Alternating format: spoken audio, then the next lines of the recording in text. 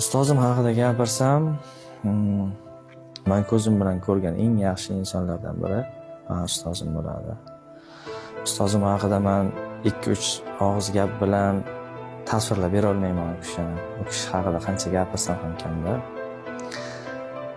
Ustozim har doim aytadilar, sen oktagonga chiqsang, orqangda ota-onang yoki aka-ukang bo'lmaydi, yoki seni do'st qarindoshlaring. Orqangda faqat ustozing turadi. Ustoz bilan sportchi bitta bo'ladi. Uni mag'lubiyati ham, yutug'i ham ikkalasida ham ko'radi bu narsani. Ustoz bilan. Men ustozim yutqizganimda ham, yutganimda ham, quvonchli kunimda ham, xafa bo'lgan kunimda ham hech qachon meni tashib qo'ymaganlar. To'g'risi. Men yutqizganimda ham senga ishonaman ukam, sen hali chempion bo'lasan deb menga dalda berganlar, meni tashib qo'ymaganlar.